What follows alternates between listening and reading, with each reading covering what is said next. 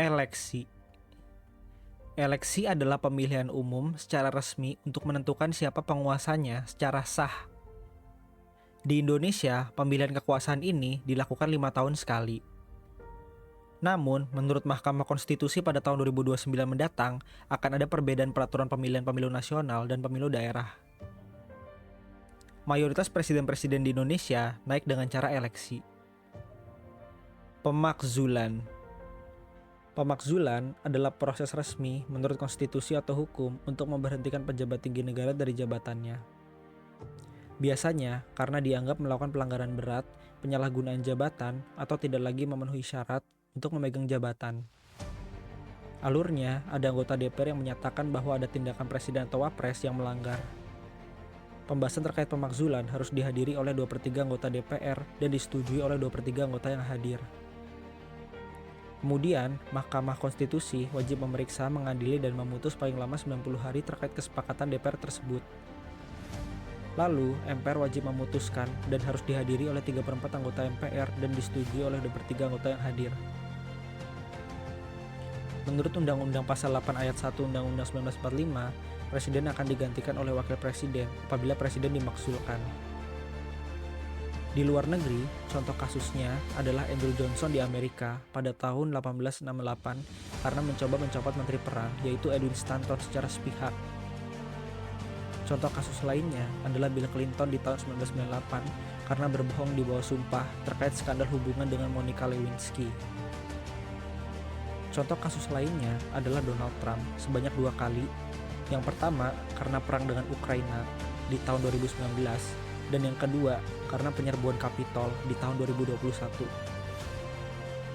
Pada kasus Kapitol, Donald Trump dianggap menghasut massa untuk menyerbu gedung Kapitol akibat kemenangan Joe Biden.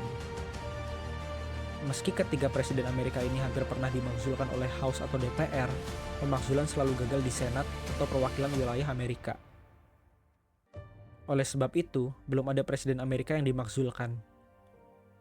Contoh presiden yang betul-betul berhasil dimakzulkan adalah Presiden Korea Selatan, yaitu Yoon Suk Yeol pada tahun 2025 karena menyalahgunakan deklarasi darurat militer.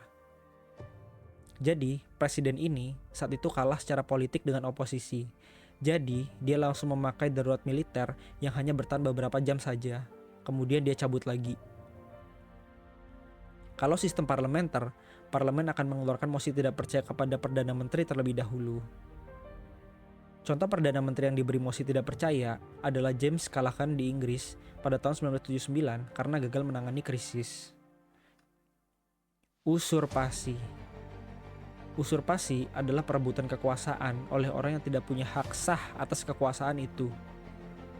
Saat ini, usurpasi sudah tidak ditemukan lagi karena berlawanan dengan aturan konstitusional. Namun, dulu beberapa kali kejadian terkait usurpasi ini terjadi. Contohnya adalah Richard III di tahun 1483 yang merebut paksa tahta Edward kelima setelah Edward keempat meninggal karena Edward kelima masih sangat kecil untuk jadi pemimpin. Assassination. Assassination adalah pembunuhan yang disengaja kepada pemimpin supaya kekuasaan tergantikan. Contoh yang paling terkenal adalah kasus John F. Kennedy pada tahun 1963. Jadi ceritanya, saat itu John F. Kennedy sedang melakukan kunjungan politik di Texas. Lalu, John F. Kennedy ditembak oleh orang tidak dikenal. Orang itu diyakini adalah Lee Harvey Oswald. Tidak sempat diinterogasi, Lee Harvey Oswald keburu ditembak oleh Jack Ruby sebelum dia membuat kesaksian. Hingga sekarang, pelakunya masih misterius siapa dan apakah bekerja sendiri atau ada operasi rahasia. Lalu, John F. Kennedy ini tahtanya digantikan oleh wakilnya, yaitu Lyndon B. Johnson. Hal ini agak berbeda pada kasus Ayatullah Khamenei, karena yang dibunuh adalah Supreme Leader, jabatan yang lebih tinggi dari presiden. Setelah gugur, Ayatullah Khamenei digantikan oleh anaknya, Mojtaba Khamenei, berdasarkan keputusan dari Assembly of Experts. Konspirasi. Konspirasi adalah suatu rencana rahasia bersama untuk menggantikan kekuasaan. Konspirasi tidak hanya berkaitan dengan kekuasaan saja, tetapi banyak hal. Kuncinya, konspirasi harus melakukan tindakan ilegal secara bersama dan sifatnya rahasia. Konspirasi ini sering sekali terjadi di wilayah Timur Tengah, diyakini akibat intervensi Amerika Serikat. Amerika Serikat dituding banyak membuat kekacauan di Timur Tengah karena konsep petrodolar, sehingga Amerika harus menguasai minyak-minyak di sana. Yang paling terkenal adalah keterlibatan George Soros untuk mendanai kekacauan-kekacauan di negara-negara lain. Contoh kasusnya adalah Saddam Hussein pada tahun 2006 di Irak karena dituduh menyiksa orang-orang di kota Dujail. Kemudian, Saddam Hussein dimasukkan ke pengadilan. Lalu, Amerika pergi ke Irak sebelum keputusan hukuman Saddam Hussein di pengadilan dijatuhkan, dan diduga mengintervensi keputusan hakim tersebut. Bahkan, Amnesty International menganggap keputusan hakim itu sangat cacat atau fundamentally flawed. Setelah Saddam Hussein dihukum mati, Amerika lah yang menduduki kekuasaan di negara tersebut, di mana Amerika mengklaim hanya sementara. Setelah kejadian itu, hingga saat ini, Irak menjadi negara yang tidak menentu. Menurut Prof. Jiang, konspirasi ini tidak selalu dibayar dengan uang, tetapi juga bisa melalui mekanisme pencucian otak, sehingga bisa dianggap sesuatu yang salah jadi benar. Bahkan, di Indonesia sendiri ada kasus konspirasi juga, yaitu pemakzulan Gus Dur. Gus Dur dimakzulkan karena tidak hadir pada sidang MPR untuk membahas kasus Bulog Gate dan Burne Gate. Bulog Gate adalah penyimpangan dana karena Gus Dur dituduh mencairkan uang 35 miliar dari Bulog. Burne Gate adalah kasus sumbangan Sultan Brunei untuk membantu masyarakat Aceh, tetapi tidak jelas alokasinya dikemanakan. Menurut National Democratic Institute atau NDI, kedua kasus itu dinilai lemah untuk memakzulkan kekuasaan. NDI juga menyatakan bahwa proses pemakzulan justru tidak didasarkan pada kedua kasus itu, dan NDI beranggapan bahwa mekanisme pemakzulan juga menyalahi aturan. People Power. People Power adalah gerakan sipil untuk menggulingkan kekuasaan menggunakan kekuatan masyarakat sipil. Di sini, masyarakat sipil akan menekan pemerintah secara besar-besaran sehingga kekuasaan menjadi seolah-olah kehilangan pijakan.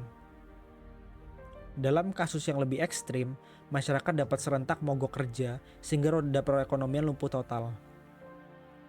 Di Indonesia, contohnya adalah kerusuhan 1998 yang menuntut Pak Soeharto turun dari jabatannya. Contoh lain adalah Ferdinand Marcos tahun 1986 di Filipina karena dianggap terlalu otoriter. Insurgensi. Insurgensi adalah sejenis people power tetapi menggunakan senjata api. Namun tenang, Indonesia tidak mungkin ada kejadian semacam ini karena undang-undang yang tidak memperbolehkan memiliki senjata api. Contoh dari insurgensi adalah pada kasus penggulingan Muammar Gaddafi tahun 2011 di Libya. Para pemberontak di Libya menggunakan senjata api untuk menggulingkan Gaddafi. Konspirasinya, operasi ini didanai dan suplai senjatanya dibantu oleh lagi-lagi Amerika. Resignation. Resignation adalah pengunduran diri resmi dari jabatan kekuasaan. Resignation biasanya didorong karena tekanan politik atau secara sukarela. Contoh yang paling terkenal adalah pada tahun 1974 di Amerika oleh Presiden Richard Nixon akibat insiden dari Watergate. Insiden Watergate adalah insiden di mana Richard Nixon diduga memerintahkan orang dekatnya untuk membobol masuk kantor lawan politiknya untuk menyadap percakapan. Kemudian, kasus ini ditutup-tutupi oleh pemerintahannya. Bahkan, Senat di Amerika hampir memutuskan pemakzulan untuk Richard Nixon karena kasus ini. Akan tetapi, sebelum Richard Nixon berhasil dimakzulkan, dia sudah terlebih dahulu melakukan resignation atas jabatannya.